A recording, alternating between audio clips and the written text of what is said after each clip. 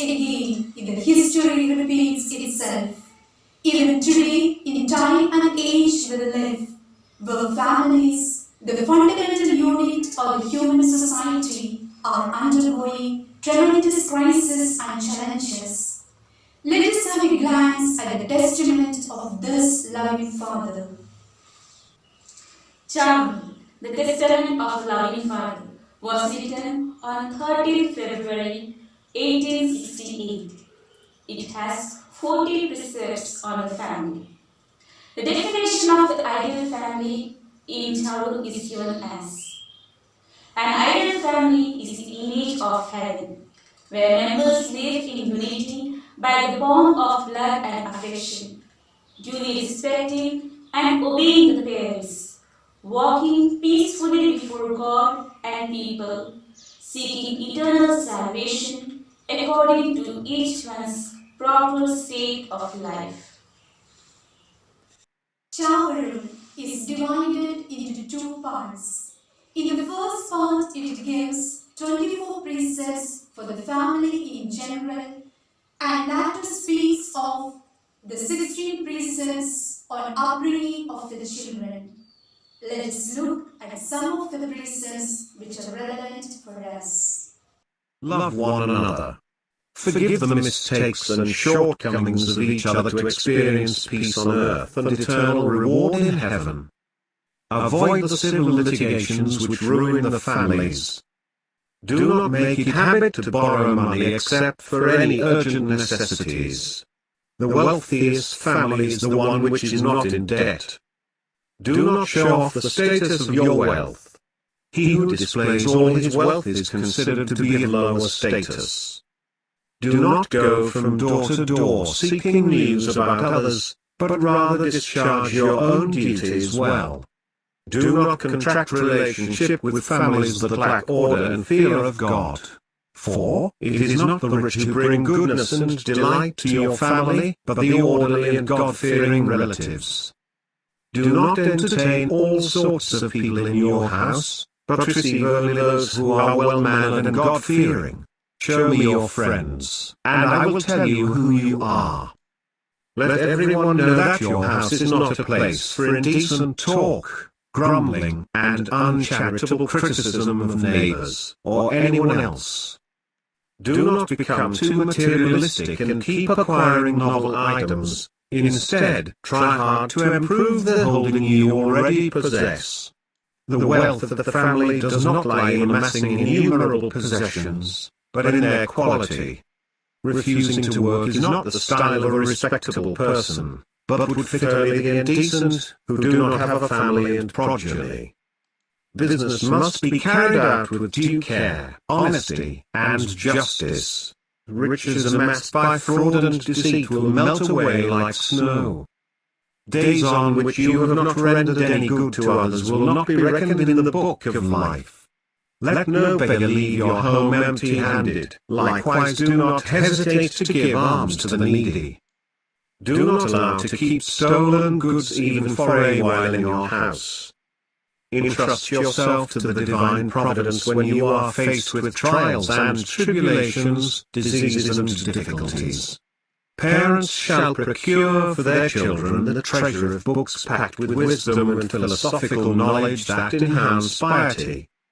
Ensure that you go to bed and get up in the morning punctually and follow the timetable of the family.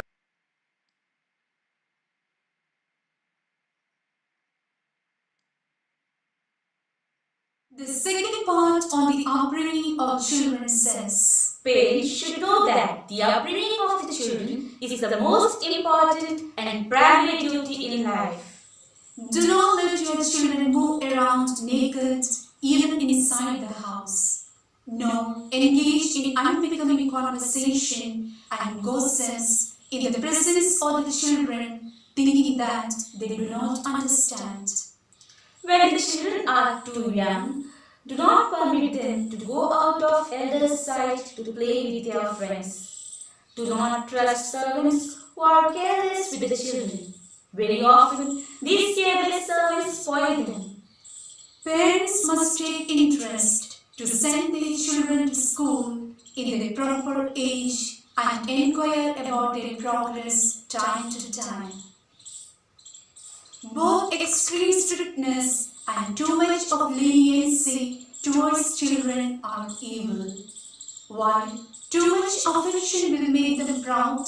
Excessive anger and punishment will lead to lack of trust, shamelessness, and intellectual incompetence in them. Do not train children in lying or cheating or other trickeries, saying that it is normal and that they need to be cunning to survive in the world. Rather, teach them to hold truth and justice in high esteem. Ensure that all children are at home by the time of lighting the lamp. Do not proudly show off the daughters in expensive costumes and ornaments beyond the status and means. The most desirable ornament for a girl lies in her modesty, piety, silence, and control of eyes. Fights between children should not lead to quarrel among elders. When children come of age, they should be given full freedom to choose their state of life. Their consent must be ascertained before marriages are arranged. Seek in every alliance courteousness and noble qualities of conduct than wealth and social status. Parents must apportion the properties among the children when they are